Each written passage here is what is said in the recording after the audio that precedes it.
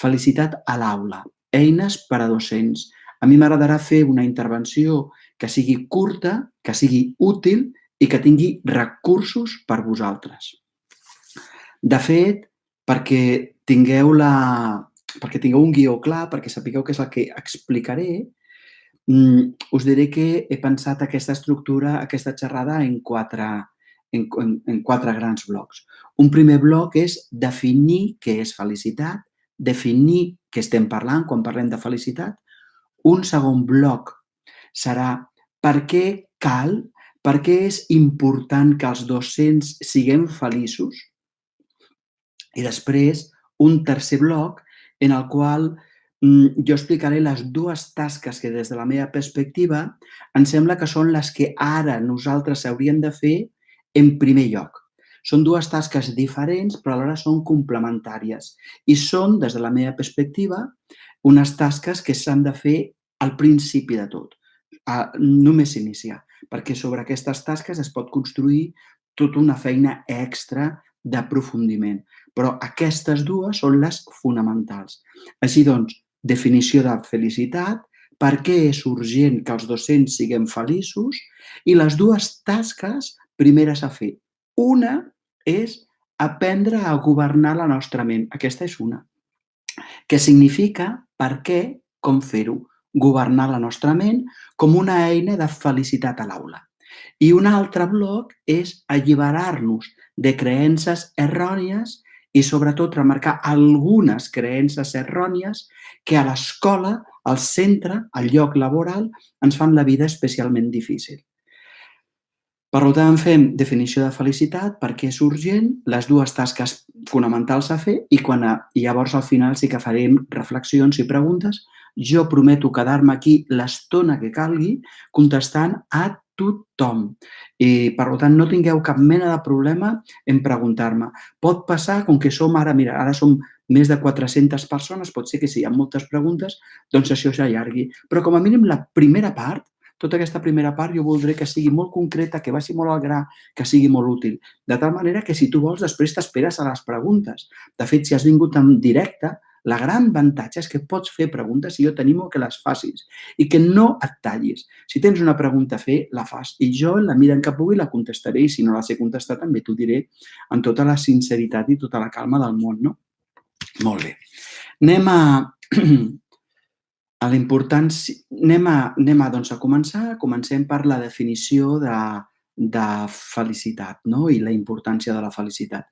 Començo per importància de felicitat i després faré la definició. Mireu, des de la meva perspectiva, i jo la comparteixo amb vosaltres, res del que jo diré ara és per ser cregut.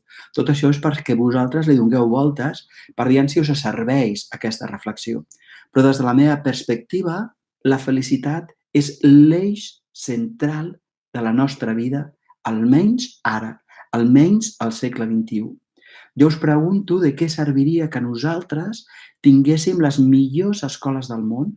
Imagineu-vos que tinguéssim unes escoles que fossin les primeres del món en les proves PISA, que fossin extraordinàries, però que els mestres, les mestres, els infants anessin, els adolescents i les adolescents no volguéssim anar a l'escola, que la gent plorés, perquè jo no vull anar a l'escola.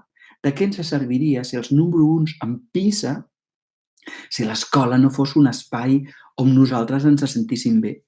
Un altre exemple. Imagineu que al nostre país no hi hagués atur, tinguéssim una taxa d'atur 0, però la gent no fos feliç, ningú volgués anar a treballar. De què serviria? Lamentablement, en aquest moment les estadístiques diuen que 7 de cada 10 persones no són felices a la feina. I jo crec que la felicitat és central perquè dona significat a la pròpia vida. Ho dic perquè moltes vegades donem importància a d'altres coses, donem importància a altres aspectes i tanmateix jo crec que ens hauríem de focalitzar en la felicitat. Quan un es focalitza en la felicitat, la resta es produeix de més a més. La resta apareix com de més a més. Per això és tan important saber cap a on volem anar, quin és el nostre propòsit. I el nostre propòsit, des de la meva perspectiva, a l'escola, és que aquest espai sigui un espai de felicitat i aprenentatge. Para un momentet. La felicitat no està renyida amb l'aprenentatge, és més, quan nosaltres som feliços, quan el nostre alumnat és feliç, el rendiment es multiplica, per la qual cosa existeix una relació directa entre l'increment de la felicitat i l'increment dels resultats acadèmics. Però nosaltres, jo crec que nosaltres ens hauríem de focalitzar molt especialment en cuidar-nos, en ensenyar-nos, en donar-nos criteris per ser feliços, per entendre el significat de la vida. Des d'una certa perspectiva, ara allò que és fonamental a l'escola no són la quantitat d'informació que es dona. No, perquè fins a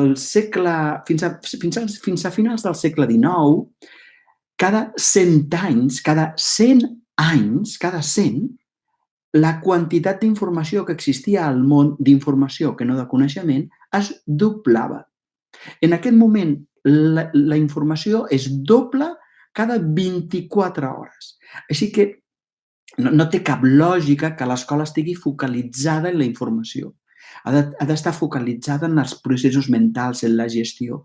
I quina gestió més important que la gestió de la pròpia ment? Per això ahir, quan parlava d'ortografia, jo parlava de la necessitat d'aprendre com nosaltres pensem, perquè és això el que nosaltres hem d'ensenyar al nostre alumnat.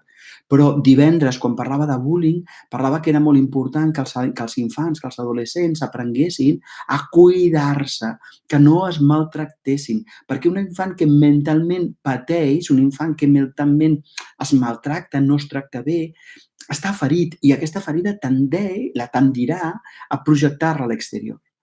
Així que, d'alguna forma, la felicitat a la nostra vida és central. Central. I és central a les escoles i des de la meva perspectiva és central a la societat. Perquè nosaltres no volem una societat doncs, que, jo què sé, això amb un producte interior brut bestial i unes taxes d'atur diminutes si no som feliços. Punt número 2. Anem a definir felicitat. Jo definiré felicitat des de 3 nivells diferents. El primer nivell diré que és una caca. El segon nivell diré que aquest és important i serà el que treballarem en aquesta xerrada, en aquesta formació. Però també hi ha un tercer nivell de felicitat encara més gran que avui només mencionaré, però en el que no entraré, a no ser que al final algunes persones em facin preguntes concretes i específiques.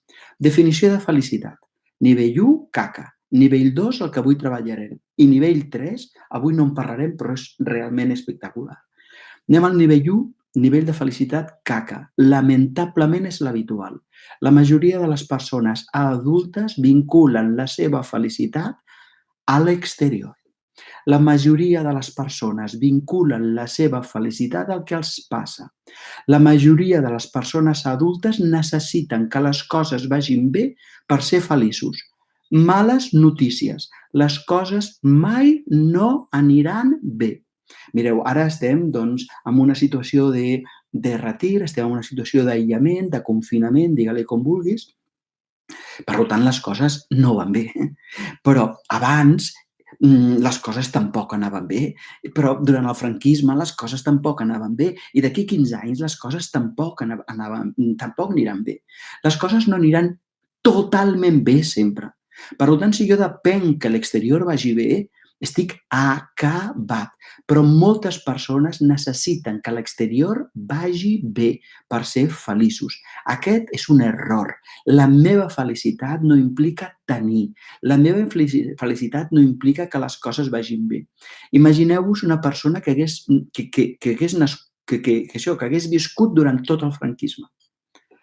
Si necessitava que les coses anessin bé, estava acabada. Així doncs, nosaltres ens hem de plantejar que al marge com vagin les coses a l'exterior, jo em cuidaré. Al marge com vagin les coses a l'exterior, jo seré feliç.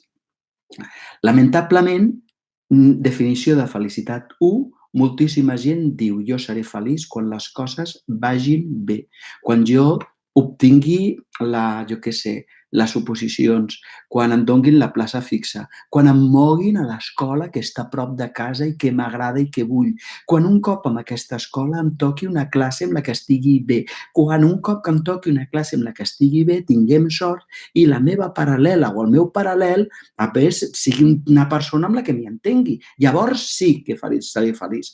Encara no. Aquest nivell de felicitat és una caca. Segon nivell de felicitat. Serem feliços quan nosaltres siguem capaços...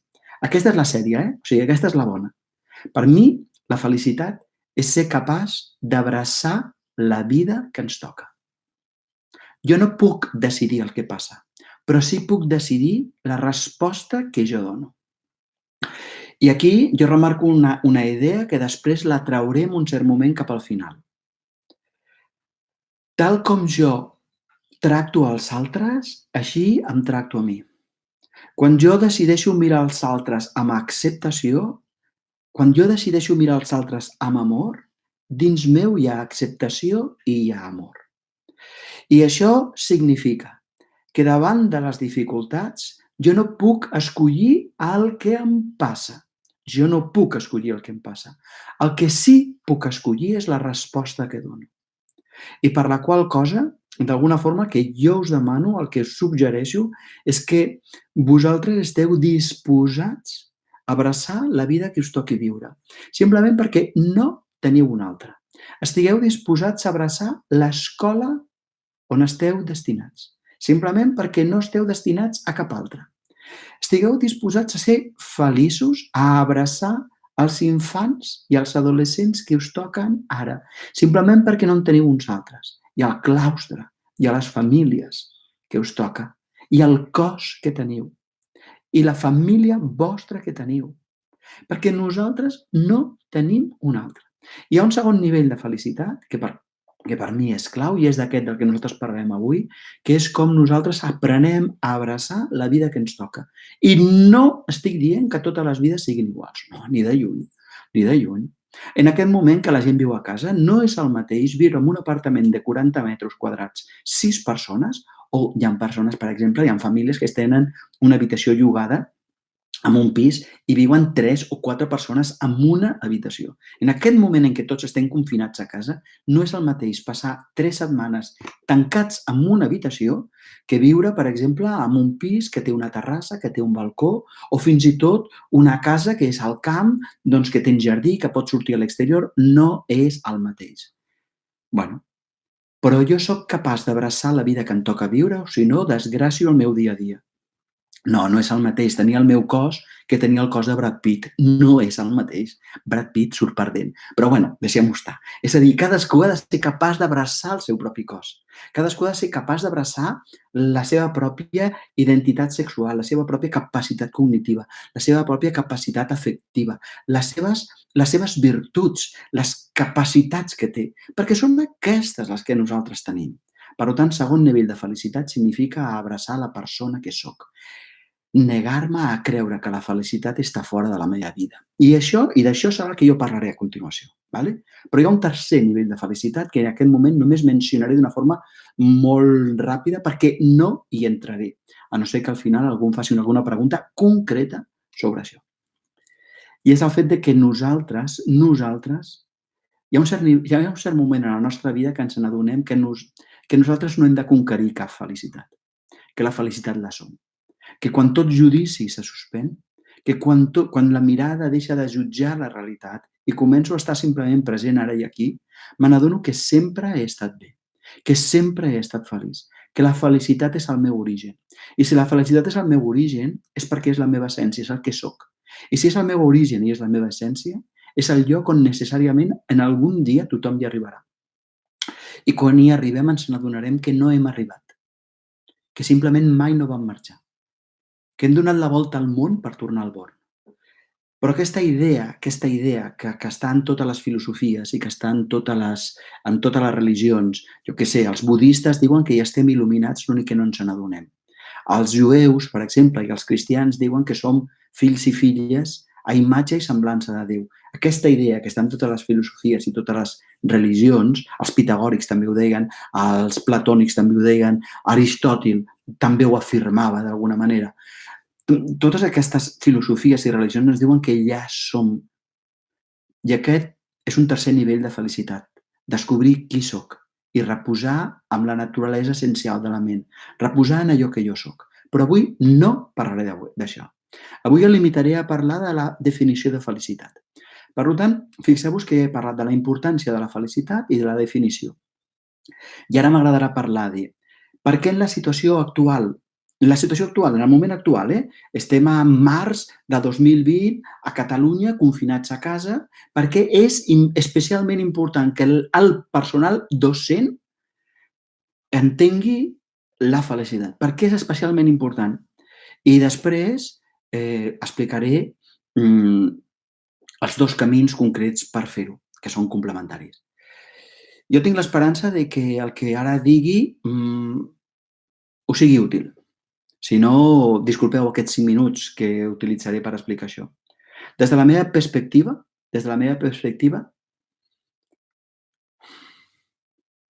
hi ha 3 professions en aquest moment que no tenen al centre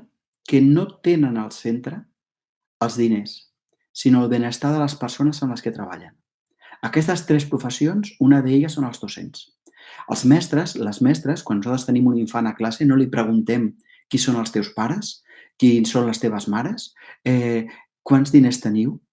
No els hi preguntem quina és la teva classe social, quin és el teu color de pell, no preguntem. Simplement, quan un infant entra per la porta de la classe, preguntem com et puc ajudar. El centre de la nostra feina és cuidar la gent, és cuidar els infants, és cuidar els adolescents. Ens importa un rave, que sigui un infant adoptat, que sigui un infant de pares immigrants, que sigui un infant orfe, que sigui un infant... Ens importa un rave. Quan entra per la porta preguntem com et puc cuidar. Això, en aquest moment, posar al centre la felicitat de la gent, només hi ha 3 professions al món que ho fan.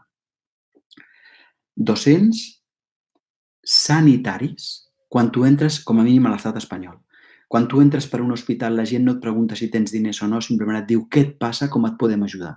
Això, sanitaris i docents. I un tercer, que és treball social. Els treballadors socials, tampoc. Quan una persona entra per la porta, tampoc li pregunten quants diners tens. Li pregunten com et podem ajudar. Hi ha 3 professions, docents, sanitaris i treballadors socials, que posen al centre la felicitat de les persones. En aquest moment determinat en què estem confinats a casa, estem confinats a casa perquè s'ha decidit posar, no sé si conscient o inconscientment, la felicitat de les persones al centre de la política. Fins ara, al centre estaven els diners. És a dir, el govern podria haver dit, que de fet el Boris Johnson ho va intentar, i jo crec que Trump ara ho està intentant, si no ho podeu mirar a les notícies, estan intentant posar a Anglaterra i a Estats Units, estaven intentant posar els diners al centre. És a dir, mireu, aneu a treballar, renteu-vos les mans, això ho va dir Boris Johnson, va dir concretament 450.000 persones moriran, però un cop que tothom s'hagi contagiat i hi hagi 450.000 morts a Gran Bretanya, ja tothom tindrà anticossos i per tant ja estarà. Sacrificarem a 450.000 persones a canvi de que la nostra economia continuï anant bé. Però aquí s'ha fet una cosa diferent.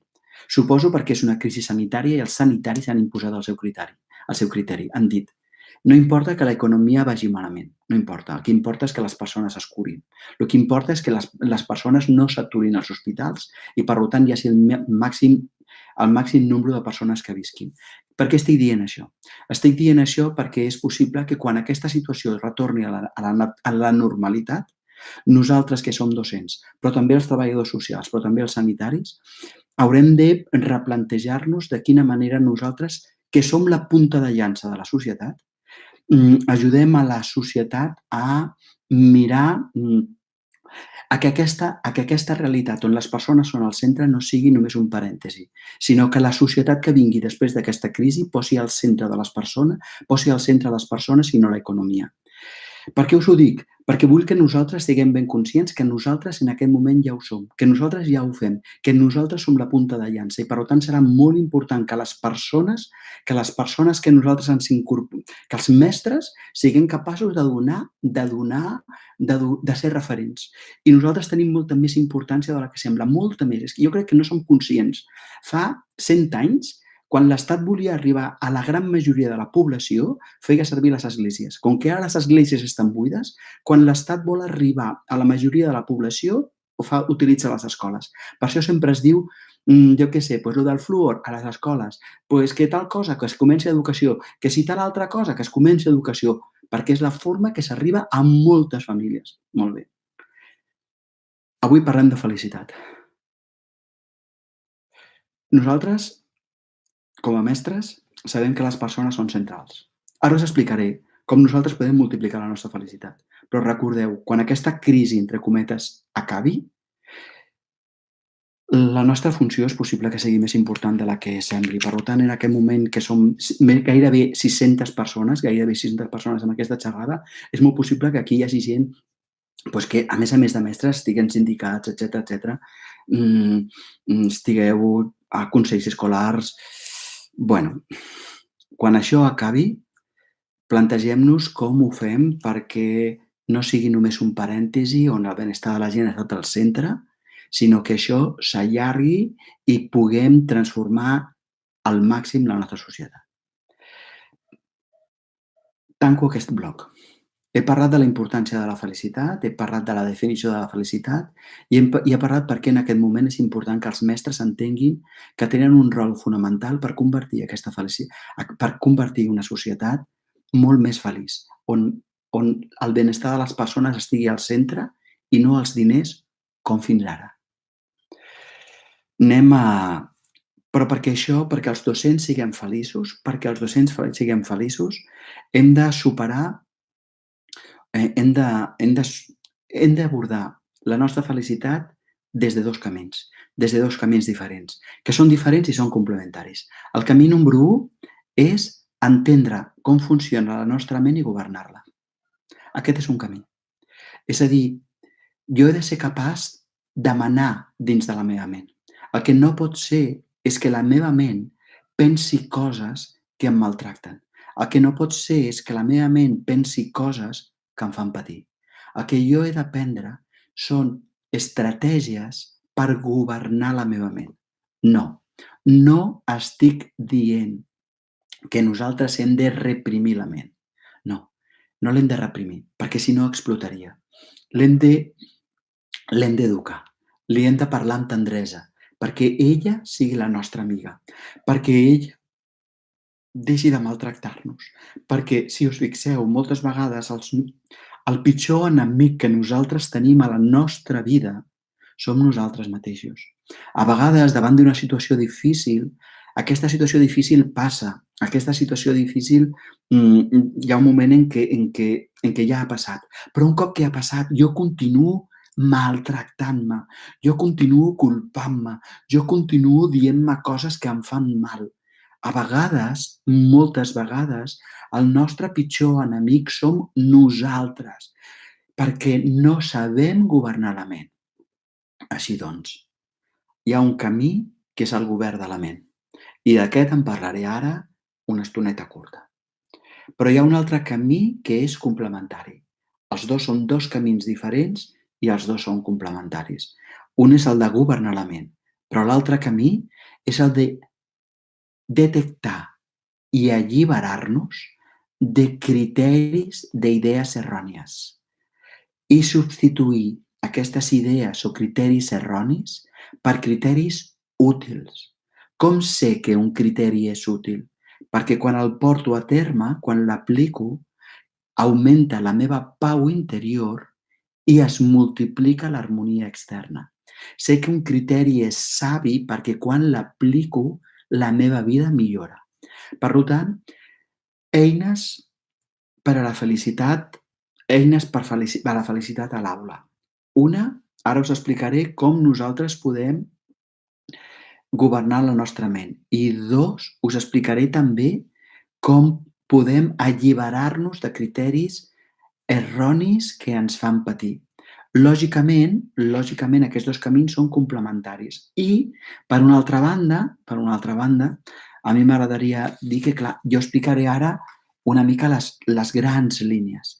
Després, si voleu, doncs comentem, però també us donaré recursos extras pels dos camins. Recursos per treballar les creences que ens limiten i recursos per governar la nostra ment.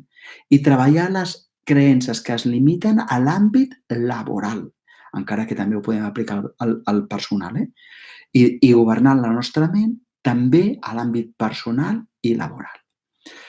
Si voleu, començo, si us sembla, jo puc començar generar la ment per què he de fer per governar la meva ment?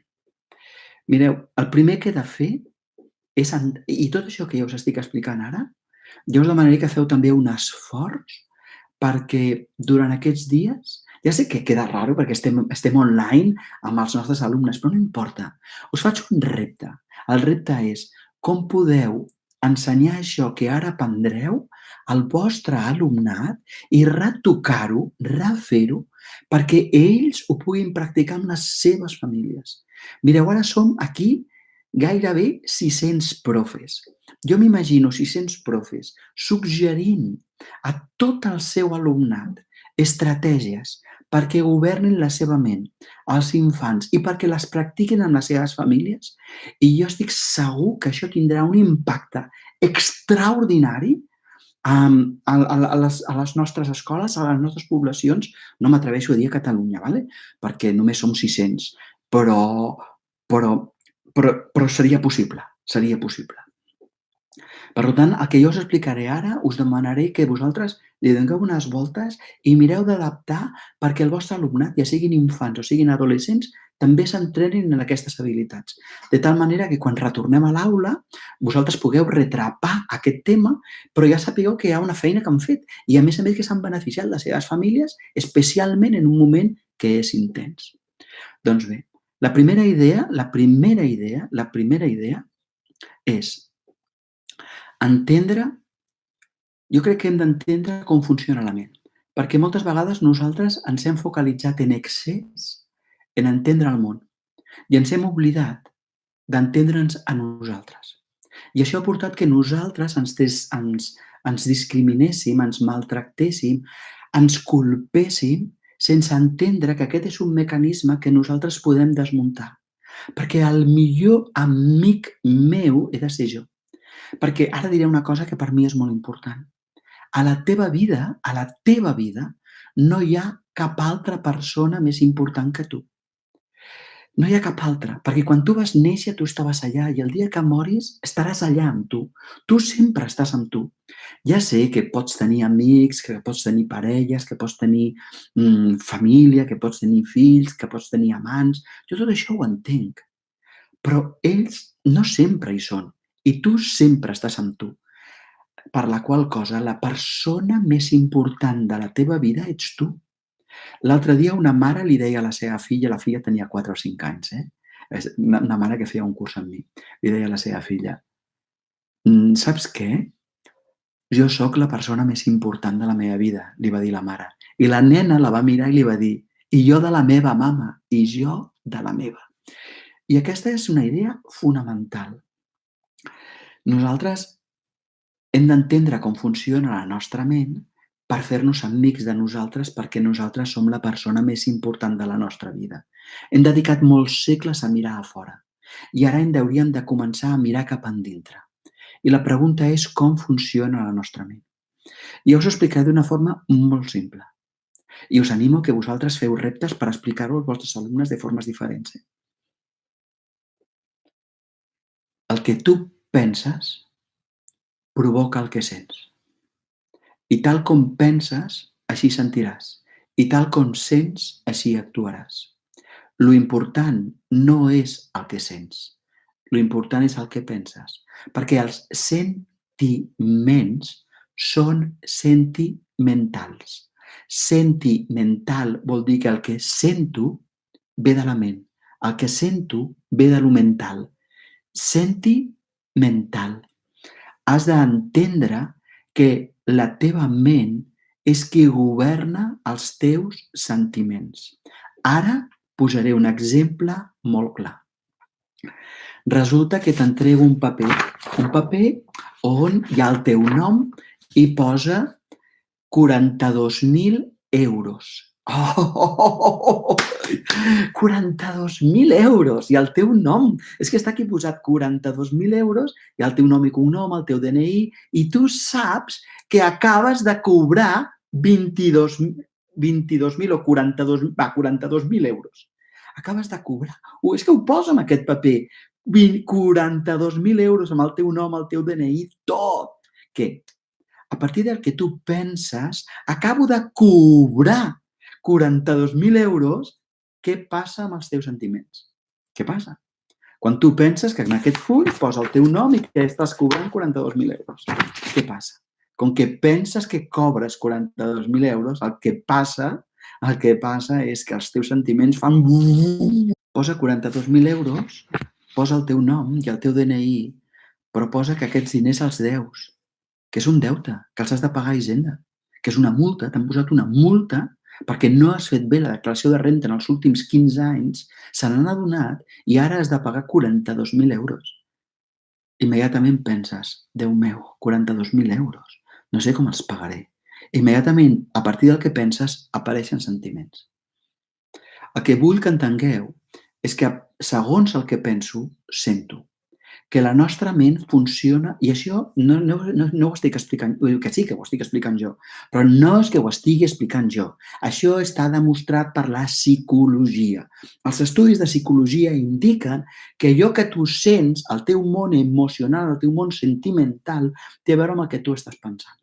Per la qual cosa, aprendre a pensar bé, educar els meus pensaments, és la clau, és la porta a viure una vida amb alegria, amb compassió, amb felicitat, amb autoestima. L'autoestima no es pot conquerir si jo no governo la meva ment. Per tant, jo aquí vull remarcar aquesta idea que és fonamental. Mireu, en aquest moment, vosaltres esteu rebent la meva imatge, si em veieu per internet, i el so de la meva paraula, del que estic dient. Això són inputs. Això són coses que esteu rebent.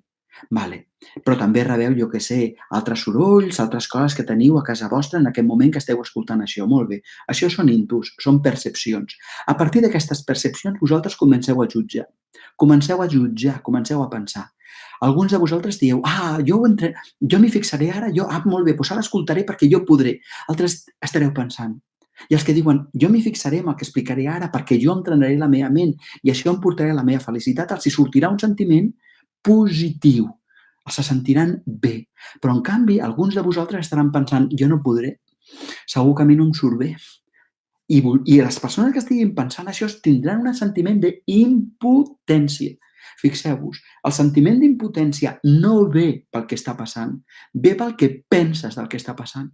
El sentiment d'alegria, de potència, de capacitat, no ve pel que està passant, ve pel que penses del que està passant. Fonamental. El pensament és l'aixeta, és la porta que ens du a sentir d'una manera o a sentir d'una altra.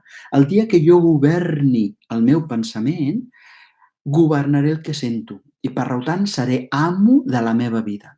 Així doncs, jo crec que és molt important que nosaltres diguem al nostre alumnat, carinyo, el que tu sents, ho sents perquè ho penses.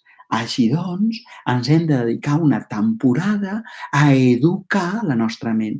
I també els hi pots dir, aprofitant que esteu a casa i aprofitant que ara hi ha moltes coses que ens agradaria fer i no podem, és un moment excel·lent per practicar.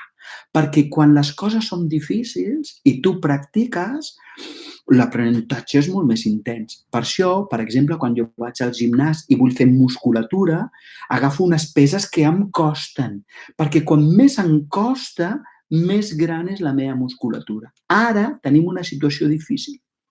Fantàstica! Doncs és el moment d'entrenar-nos, perquè si en una situació difícil tenim èxit, després serà molt més fàcil la vida quotidiana. Així que teniu un repte fantàstic pel vostre alumnat.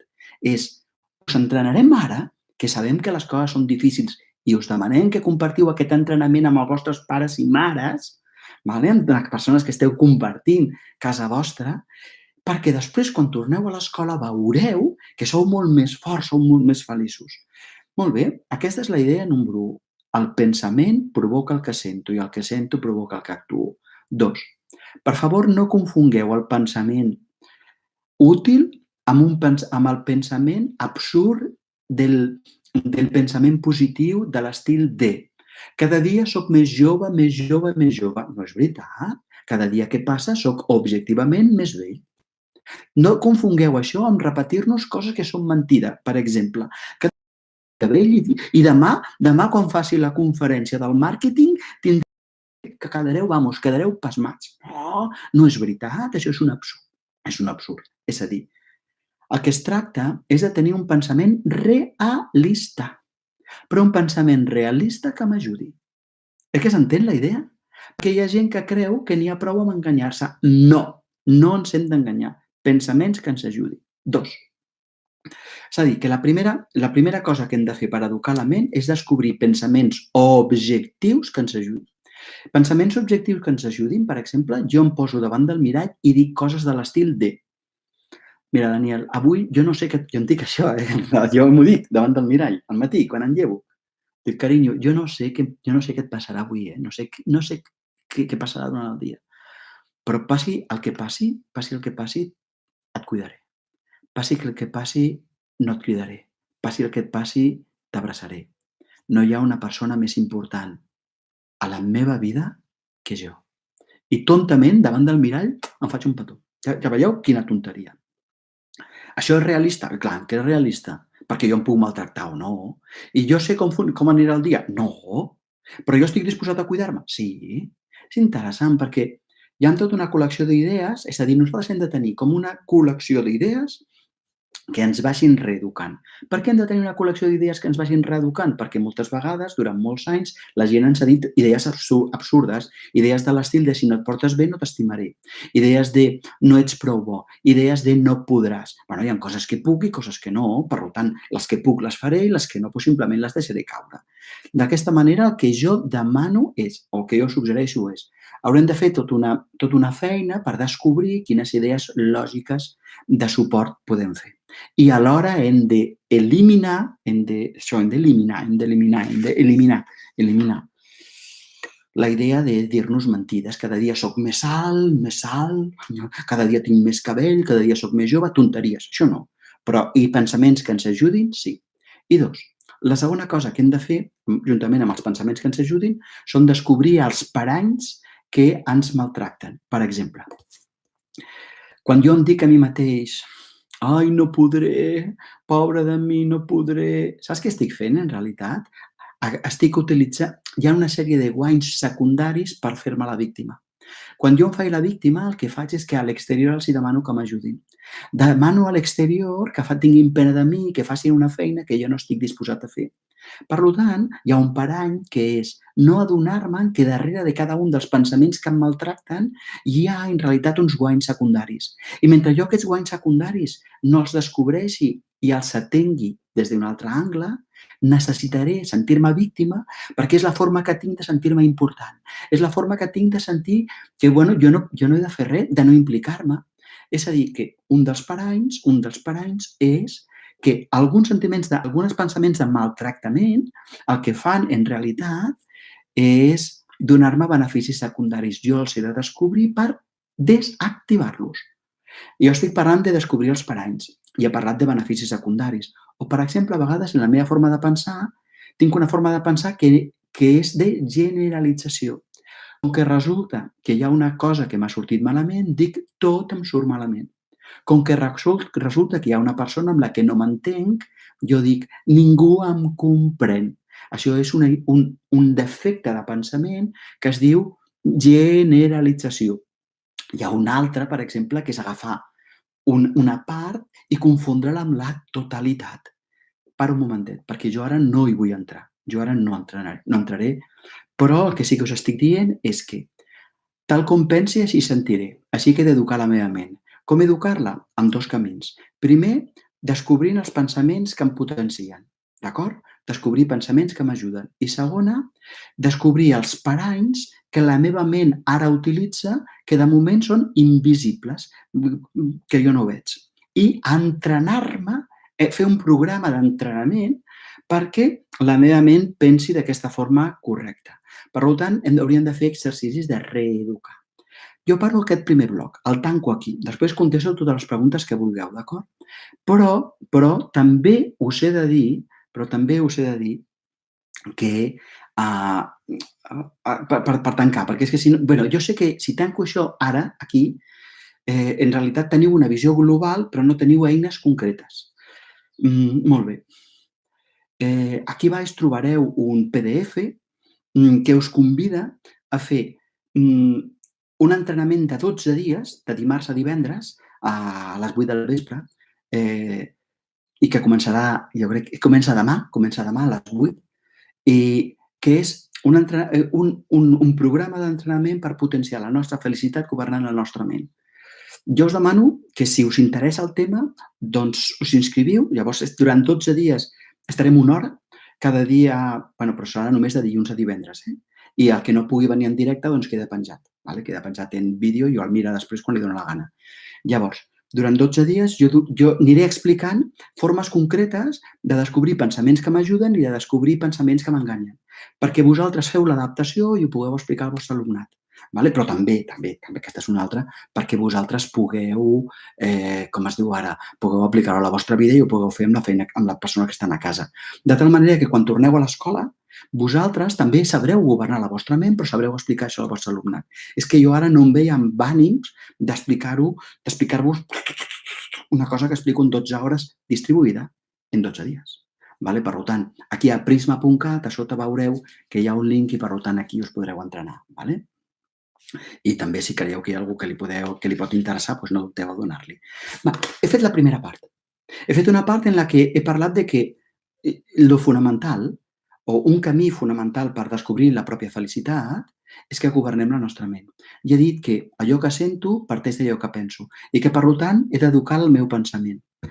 Descobrint pensaments que m'ajuden i desemmascarant els paranys mentals en els que he caigut i que em maltracten. D'acord. Deixeu-me entrar al segon bloc. Deixeu-me entrar al segon bloc perquè abans jo he dit que explicaria dos camins complementaris. Entendre la ment, entendre com governar la ment, i el segon camí complementari és alliberar-nos d'errors, de criteris erronis. I ara m'agradaria entrar aquí perquè és un altre camí de la felicitat. Els dos són complementaris. Aquí a mi m'agradaria compartir amb vosaltres 4 idees. 4 idees que parlen de criteris erronis, 4 idees de criteris que jo crec que hauríem de tenir al nostre cap i que un cop que nosaltres els tinguem ens podem alliberar. Ens podem alliberar i la nostra vida veureu que es converteix en un espai molt més feliç. Simplement perquè quan jo miro la vida d'una forma diferent, com que la miro és una forma de mirar, de comprendre-la, també sento d'una forma diferent. És el mateix que abans, però explicat des d'un altre angle. D'acord? Són coses complementàries. Abans parlava d'entrenar el meu pensament i ara entro, en lloc d'entrenar el pensament com a tal, la capacitat de pensar com a tal és desmuntar les idees que estan dins del pensament que són errònies. Són dos angles complementaris. I aquí hi ha 4 idees que a mi em semblen fonamentals. La primera és, l'he mencionat abans, però he dit que la mencionaria després, el que faig als altres m'ho faig a mi. El que faig als altres m'ho faig a mi, jo crec que és molt important d'entendre-ho. No. Quan jo odio a un altre, el meu odi no només arriba a l'altre. Quan jo maltracto un altre, el meu maltractament no només arriba a l'altre. Quan jo critico algú, no, la meva crítica no només arriba allà. Quan jo culpo algú, no, la meva crítica no només arriba allà. Quan jo critico, quan jo culpo, quan jo maltracto, quan jo insulto, quan jo penso malament d'algú, m'ho faig a mi. El que faig als altres m'ho faig a mi. I ara ho entendreu d'una forma molt senzilla. Quan tu mires un alumne amb comprensió, amb tendresa, amb amor, a la millor aquest alumne no ho capta. A la millor aquest alumne no se n'adona que tu l'aprecies, que tu l'estimes. Però tu estàs ple d'apreci, tu estàs ple d'amor, tu estàs ple de comprensió. Tal com tu mires a les persones, és així com t'omples. Però quan tu mires amb ràbia, enfadat algú, la ràbia i l'enfadament està dintre teu. No, el que fem als altres no els hi fem als altres. El que fem als altres ens ho fem a nosaltres. Per la qual cosa, nosaltres hem d'aprendre a estimar-nos i a cuidar-nos. No per un concepte moral només, no per un concepte ètic d'obligació cal que complim amb els manaments, sinó perquè volem estimar-nos. El que jo faig als altres m'ho faig a mi. I és curiós perquè aquesta idea molta gent no la sap.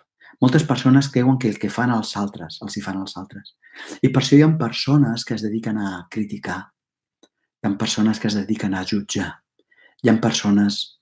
I això envenena la nostra pròpia vida. Consell pràctic. Durant tota aquesta setmana no critiqueu ningú.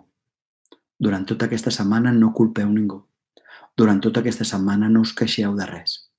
I de cop i volta, a poc, gradualment, però d'una forma claríssima, si ho sosteniu una setmana, veureu que d'aquí 3, màxim 4 dies, comenceu a notar un canvi emocional, un canvi sentimental cap a millor a la vostra vida. És espectacular. Espectacular. Perquè el que jo faig als altres m'ho faig a mi. Per tant, quan tinc la intenció de suprimir la crítica, la queixa i la culpa, he dit crítica, queixa i culpa, l'ambient canvia. A les escoles a mi a vegades em posava dels nervis veure com parlàvem de certes famílies. Perquè la família criticàvem, se'ns escapava a vegades. I això no ens feia bé ni a nosaltres ni als infants ni a les famílies.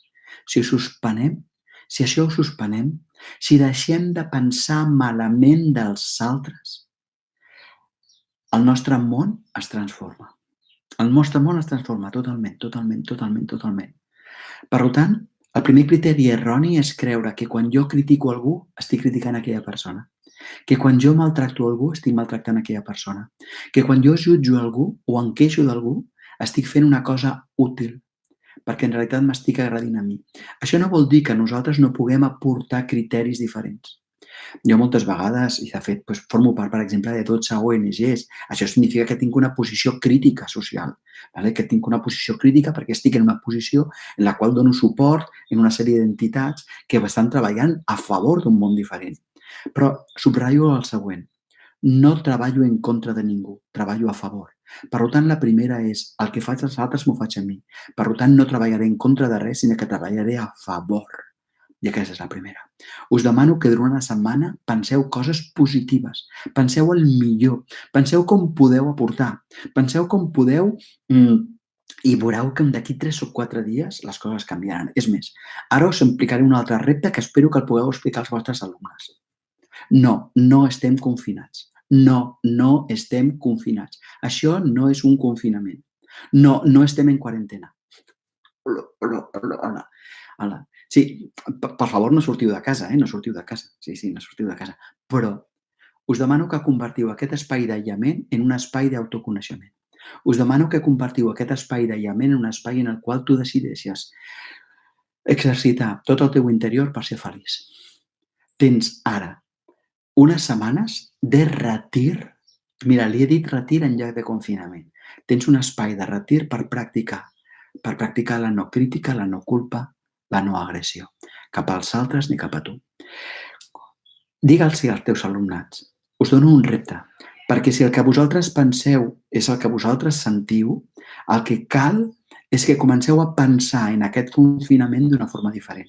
Si penseu en aquest confinament com una presó, us sentireu presoners.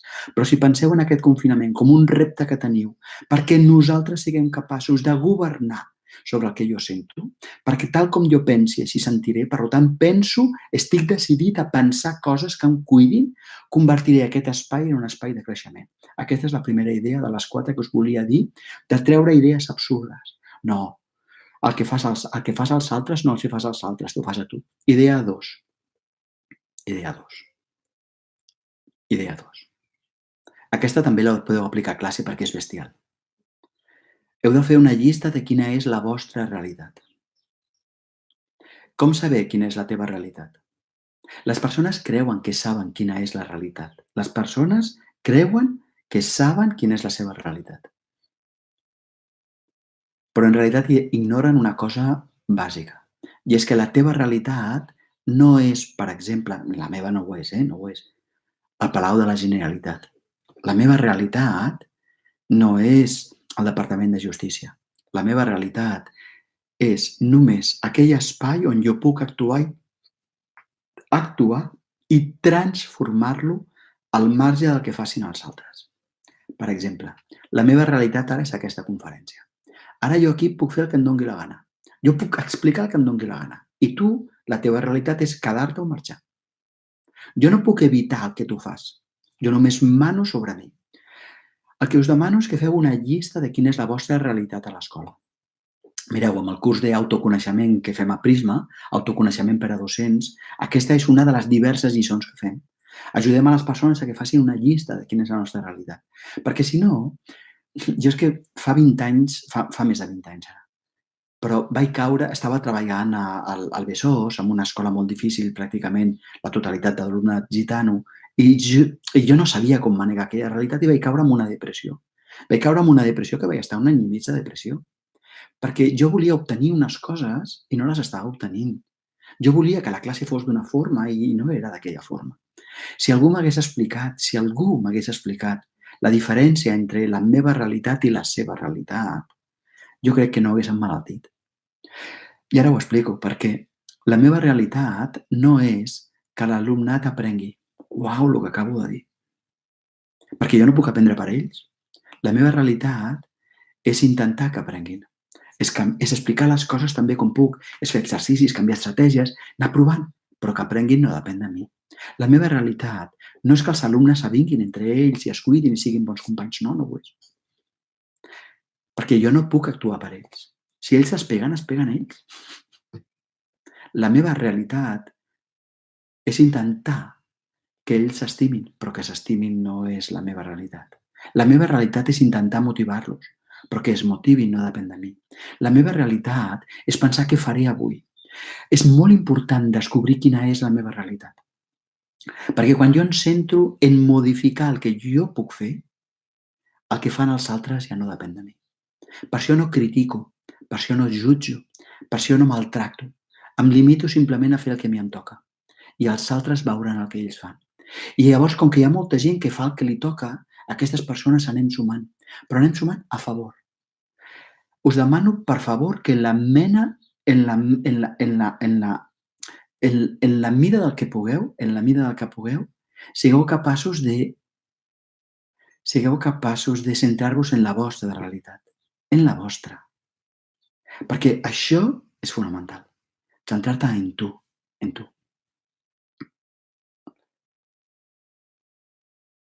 I si us sembla, podem anar a la tercera idea. La tercera idea és la següent. Aquesta és molt potent també. És per treure idees absurdes i ens facilita ser feliços. La tercera idea és que tu ets bon mestre, tu ets bona mestra, encara que alguns alumnes et caiguin malament. Tu ets bon mestre, tu ets bon mestre, tu ets bona mestra.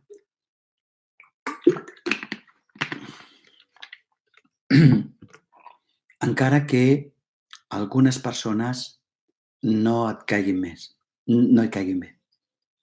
Perquè no importa com et caiguin, el que importa és el que fas. I aquesta per mi és una idea fonamental. El que importa és el que fas, no el que sents.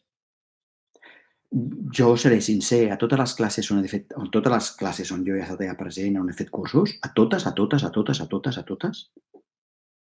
sempre n'hi havia algun infant que no em queia bé. No té cap importància. El que tenia importància és com jo els cuidava. La resta és indiferent.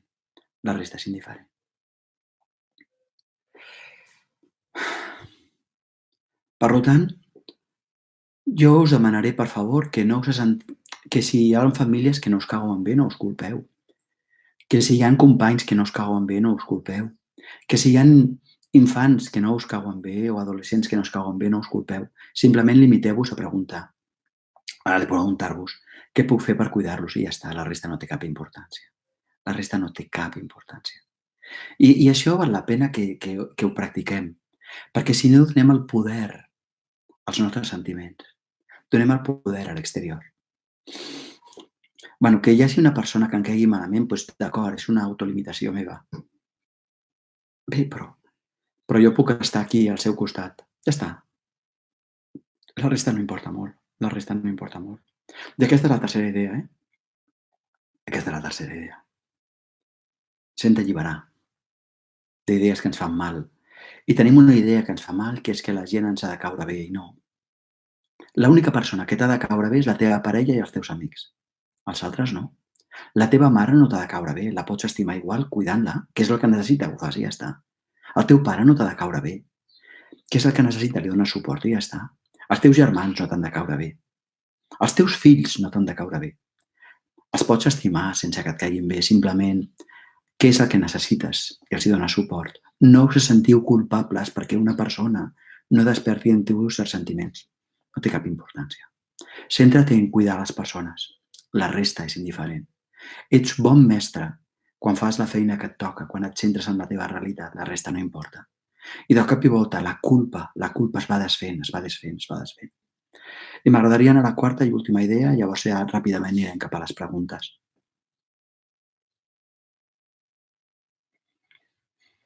Dona't temps. Dona't temps. Dona't temps. Moltes vegades nosaltres volem moltes vegades nosaltres volem aprendre massa ràpid. Som molt exigents amb nosaltres. Mira, has de practicar, has de practicar. I t'has de donar temps, i dona-li temps al teu alumne. Tenen dret a aprendre. No és el mateix rebre una informació sobre com s'ha de fer un curs de surf que estar amb el curs de surf al mar 6 setmanes. Ara has rebut aquesta informació, molt bé. Dona't temps a practicar-la. Dona't temps. Fa un moment jo deia que aquí a prisma.cat, a sota, trobaríeu un link per un programa d'entrenament, no? Està fantàstic. I a sota també trobareu un link per fer el curs d'autoconeixement de 6 setmanes amb un codi de descompte, no? De Prisma. Dona't temps, gaudeix, dona't temps. Tranquil, no passa res més. Dona't temps. Saps què passa? Que moltes vegades som cruels amb nosaltres. Moltes vegades som cruels amb nosaltres perquè ens maltractem. Ens exigim en excés. No, no és el moment d'exigir-se. No és cap moment d'exigir-se. Bé, ara sí que tanco. Ara sí que tanco i us demanaré la mida del... Si voleu, nosaltres comencem amb un diàleg al xat i ara sí que m'hi fixaré. I és bonic perquè, si us fixeu, avui és la primera vegada que he posat aquest xat en obert. Normalment estava en ocult i veig que hi ha gent que s'hi ha ficat, alguns amb lletres russes, que curiós, i que diuen coses, altres en anglès. Que bonic. Que bonic perquè així nosaltres podem comprovar el que jo estava dient, que és que la meva felicitat no depèn de que un altre digui coses rares al xat. No té cap importància. Ara jo us demano a vosaltres, demà en la xerrada de màrqueting el tornaré a posar amb el cul i ja està, i així ja no passarà. Ja ho he après. Però sí que us demano que en la mida del possible, si algú vol, pot fer preguntes, jo les contesto, les comentem, i a partir d'aquest moment, doncs, que diu, mira, aquí jo ja vull marxar, doncs marxes, no és més problema, però jo prometo quedar-me aquí fins al finalment de s'hagin preguntes. Com que hi ha una sèrie jo crec que són robots, que afegeixen coses absurdes, a la millor alguna pregunta se'm passarà per alt. Us demano disculpes, ¿vale? Però ja està. També és una forma d'entrenar el nostre interior. Passi el que passi, no penso perdre la meva pau interior, no? Mira, una persona em comenta, diu, sembla que són spammers que s'avorreixen. Sí, i jo ara he mirat el xat, sí, sense cap problema, no us preocupeu, que els spammers també tenen dret a divertir-se, no els hi fem gaire cas. Vale, anem a mirar. Totalment d'acord, diu una persona, els canvis es produeixen, moltes gràcies, Daniel, és un plaer, m'ha encantat, gràcies, Daniel, moltes gràcies. Diu, molt bé, sí, hi ha lletres russes per aquí, M'encanta aquest últim torn que has explicat. Això és que és molt és que això és veritat. Llavors ens hem de cuidar, Irene, ens hem de cuidar. Mm, mm.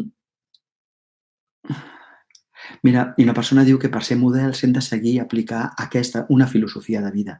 Diu aquesta, però és aquesta o qualsevol altra que tingui l'amor al centre. Si us fixeu que nosaltres érem petits, les persones que van treure el millor de nosaltres no eren els que ens cridaven, eren els que ens miraven amb tendresa, els que miraven i veien que nosaltres teníem potencial. Jo vull que recordeu el profe que us va estimar més, el profe que més, o les persones que més van treure les coses bones de vosaltres. Com us miraven? Doncs imiteu aquesta mirada cap al vostre alumnat, no? Sí. Gràcies per compartir-ho. Amb el temps he après que arribar a l'escola cada matí amb un bon somriure, estar present a l'hora de portar la classe, diu una persona, el de bon matí m'ha ajudat a millorar el clima, sí.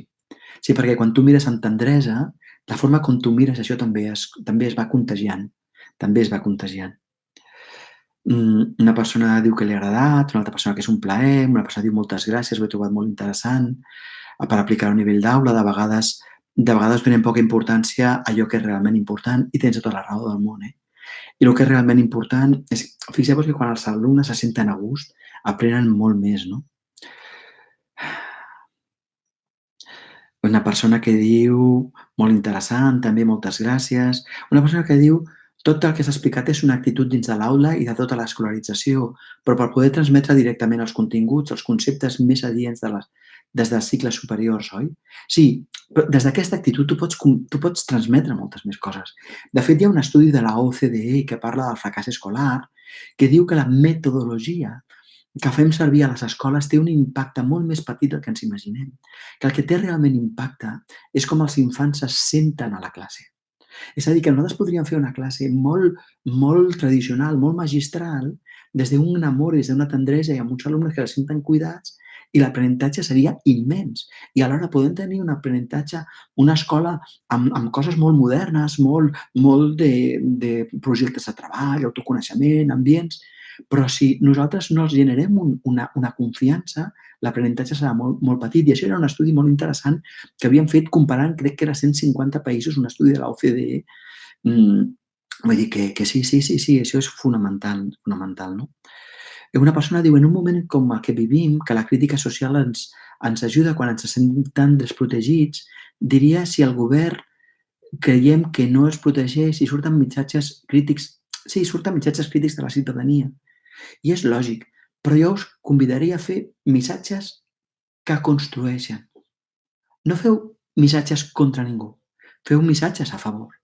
Quan aquesta situació acabi, jo estic segur que les escoles tindran un rol fonamental, que vosaltres i en aquest moment, les 600 persones que estem aquí, que podem transmetre això al nostre alumnat, uau, això és la bomba, això és la bomba, això és la bomba. Sí. Genial. Mira, hi ha una persona que diu que és moltes gràcies. Vale, d'acord. Eh, una persona que pregunta les 4 idees centrals. Mira, que si les puc repetir.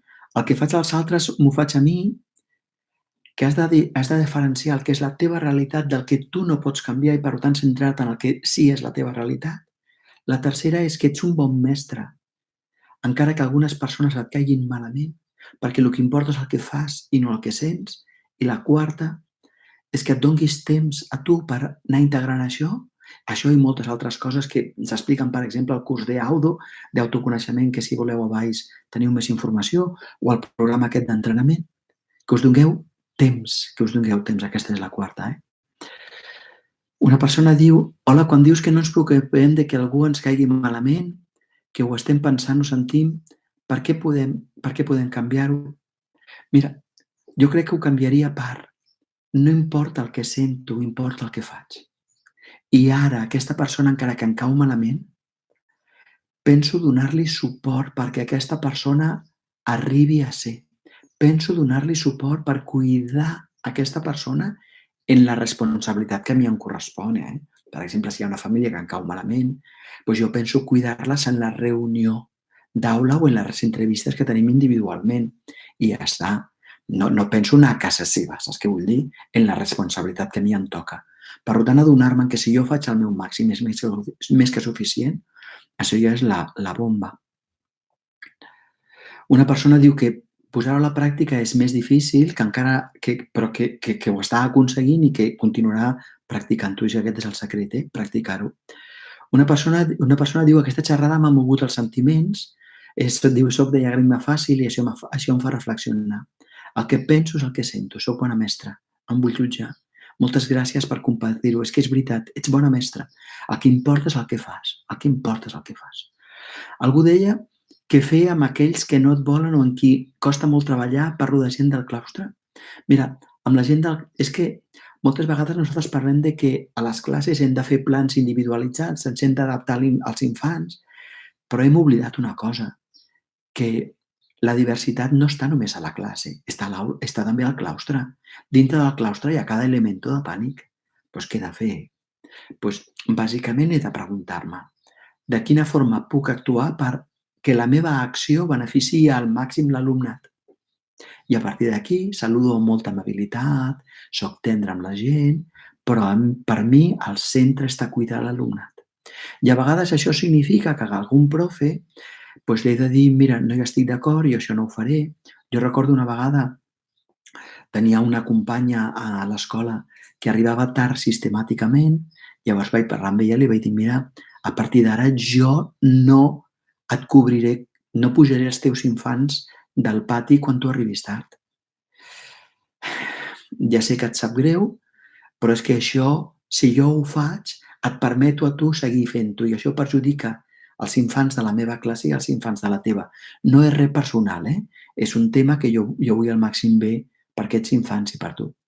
Al principi no s'ho va prendre bé, però també us he de dir que amb els mesos ho va entendre i ara som amics, perquè el que hem de tenir al centre és el benestar dels infants. I per tant jo em relaciono amb els profes sense necessitat que em caiguin bé. Som companys, fem una feina, ja està. És quan truco a un electricista i em ve a arreglar un endoll a casa, doncs jo no em vull fer amic seu. L'ajudo, li dic: te'n trec l'electricitat, no sé què. Ja està. Que a la millor em faig amic de l'electricista, fantàstic, però no cal. Suposo que m'he explicat, Una persona diu que cada dia a l'entrar diu que és molt important fer un canvi de mirada cap al nen i cap a la família, que costa però cal fer-ho, sí. Una altra persona diu que cada dia a l'entrar a l'escola fa l'entrada feliç. Els nens entren a l'escola en calma i tenen 20-30 minuts per poder parlar amb els companys, amb la mestra, jugar sense presses. Ho trobo molt bonic, sobretot en certs cicles inicials o educació infantil, que això tenim més flexibilitat horària, és fantàstic, no? Una persona diu: la meva consulta és sobre l'alumnat que aquests dies es passa les hores plorant. Les famílies ens demanen ajuda a distància. Què podem fer els docents confinats? Jo us demanaria que us apuntéssiu al programa aquest de programa d'entrenament potenciar la teva felicitat governant la teva ment i adaptéssiu totes les classes que jo faré, que seran per adults, però miraré també de fer alguna cosa concreta per adolescents i per infants, i les adaptéssiu al vostre alumnat i cada dia els enviéssiu una proposta. Perquè els vostres infants ploren pel que pensen. I alguns pensen que si són sensibles i pateixen molt, seran més bons. I no. El patir no ens fa més bons.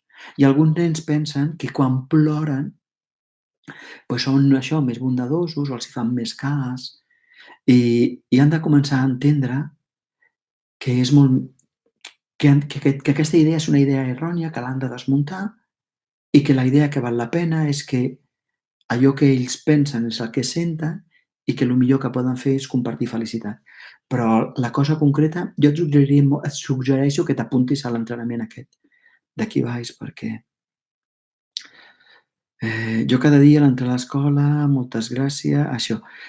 Com podem treure els pensaments que ens enganyen, com sentir-se víctima? Mira, Manel, això jo sóc incapaç d'explicar-ho ara així, amb pumba, no?, a lo bèstia, però a sota, a prisma.cat, veuràs que hi ha un link per apuntar-te a un programa d'entrenament, no? Apunta't i llavors veuràs que cada dia faré una lliçó d'una hora i aniré donant pistes, perquè llavors ho faig molt gradual. I llavors també a tu et servirà per explicar al teu alumnat des d'una perspectiva diferent, no? I el mateix M'ha encantat escoltar que hem de conèixer la nostra realitat i la meva realitat respecte als companys, no? Moltes gràcies. Eh, i una persona diu: "Quanta feina queda fer en aquest temps de retir, de recés?" Efectivament. Crec que posar-ho a la pràctica és més difícil, però ho aconseguiré i ho continuarem fent, clar que sí. Molt interessant. Una persona aquí diu eh, a veure aquí, quines eines podem utilitzar amb els adolescents? Doncs costa molt que ells reflexionin i tinguin tota aquesta nova mirada. Com que ara estem a distància, els hi podem dir: "Mira, hi ha una jo t'explico això de governar la teva ment, però a la millor val la pena que ho comparteixis amb la teva família". Quan un adolescent veu que ell se'l tracta com un adult, tens més possibilitats de que ho porti a terme. Per una altra banda, no us preocupeu. Hi ha moltes coses que nosaltres hem explicat als adolescents que ens sembla que no donaven fruit i jo he vist que anys després, quan me'ls he trobat pel carrer, segur que vosaltres també, m'han dit: "Recordo absolutament allò que em vas explicar, ho recordo i se'm va clavar aquí. I des de llavors ho tinc a sobre". Diu: "Però en aquell moment no vaig voler que ho sabessis". Per tant, tu la teva realitat és que tu has de posar llavors i regar-les. El moment en què les llavors fructificaran no depèn de tu. Limita't a plantar llavors i regar-les. Limita't a dir-los: "Mira, sou adolescents, proveu de compartir això amb les vostres famílies, investigueu vosaltres si això us beneficia o no. Compartiu, ho podeu, si voleu, preguntar als vostres companys". Ja està. Perquè aquesta és la teva realitat. La meva és que jo intentaré explicar-t'ho. I quan ells veuen que tu no pateixes i veuen que tu ho expliques des d'una sinceritat i des d'unes ganes de voler ser útil, molts d'ells obren les oïdes, no? Una persona diu: "En aquest moment ens estàs educant emocionalment. El plor és una eina d'extracció, però no designa el motiu pel qual es plora, cal saber-ho". Sí, efectivament. Quan un plora, mira, per què estic plorant? I un no es nega, per favor, no negueu el que sentiu. Simplement viviu allò que esteu sentint i abraceu com abraçaríeu un cadell, com abraçaríeu un bebè i li diríeu: "No passa res, carinyo, no passa res. Plora, plora". Ho dic perquè a vegades tenim tensió i el plor també serveix per deixar-lo anar. Sí, molt interessant. Diu: "Vale, moltes gràcies per les teves paraules. Daniel, has dit que no és el moment d'exigir-nos. Hi ha algun moment d'exigir-nos? No, mai". Però bueno, mai. Comencem ara a no exigir-nos. Saps què passa? Que la vida està feta perquè nosaltres aprenguem a aprendre a estimar, a fer-nos feliços i a compartir felicitat i aprendre a mantenir una pau interior invulnerable. Ens entrenem. I ja està. I cap moment és bo per maltractar-nos, per exigir-nos, eh? Bueno, diu: "No t'havia escoltat mai, mira que bé, m'agrada". Molt interessant anar fent aquests recordatoris d'autogestió com a mestres per a centrar-nos en la nostra realitat. Molt interessant. D'acord, gràcies. Moltes gràcies per les teves paraules. La família ens demanen ajuda a distància. Què podem fer com a docents? Jo ho reitero, apunteu-vos al programa d'entrenament aquest de potenciar, que trobareu aquí a Prisma.cat, hi ha un link, a Prisma.cat. Aquest programa d'entrenament de potenciar la teva felicitat, governant la teva ment, i feu una adaptació i cada dia els doneu una pista a les famílies. Jo crec que això serà molt, molt, molt útil, eh? Ai, sentir enveja dels mestres, no, l'enveja no cal, no cal, no cal. Sentir enveja de col·legues mestres ens fa menys feliços i tant. L'enveja ens fa menys feliços. Eh, que els nens et vegin trista i plorant si saben per què està bé, o la classe no pot mostrar així. No, tu pots mostrar la tristesa quan els nens i les nenes entenen que la tristesa, quan aquesta tristesa us uneix. Per exemple, jo recordo un moment que va morir un alumne, no? I tots ploràvem. I aquella tristesa era una tristesa bonica. És a dir, tu t'has de preguntar: aquest plor ens uneix? Aquest plor ensenya? Aquest plor ens fa sentir que estem propers? Llavors el comparteixes sense cap problema. A vegades, quan hi ha un plor de ràbia, quan hi ha un plor d'odi, doncs aquest més val la pena fer-lo a casa. Vale? Jo no dic que no el facis, dic que el facis a casa, en un espai més íntim, no? Però plorar, i tant que és bonic, perquè llavors els nens entenen que plorar és guai. A mi m'ha encantat l'activitat del mirall, soc mestre de primer, aquesta activitat la trobo molt senzilla. Oh, és que amb els infants aquesta activitat és bestial i la capten a la primera. Uau, és bestial, eh? És molt senzilla. Moltes gràcies, moltes gràcies. Espero que no em salti cap, de preguntes. Mm, reconfortant. Molt bé, molt bé. Doncs mireu, jo crec que en aquest moment nosaltres ja podem acabar i moltíssimes gràcies per tots vosaltres que heu estat en aquesta xerrada. Us desitjo el millor i us envio un petó molt gran i ja sabeu, mm, cal fer un treball per educar la nostra ment i això educarà els nostres sentiments, educarà la nostra felicitat. Us envio un petó superbé, supergran i sapigueu que demà a les 10:30 hi ha una xerrada molt diferent sobre màrqueting per a centres educatius, molt més pensada per equips directius. Si li envieu al vostre equip directiu doncs que sí, el volen veure, perquè no només hem de fer, no només hem de tenir una escola bonica, una escola que estima, sinó que l'hem de saber comunicar.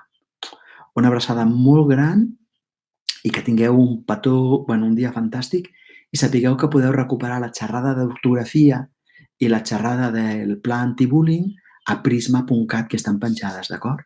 Una super abraçada. Que vagi superbé. Adéu.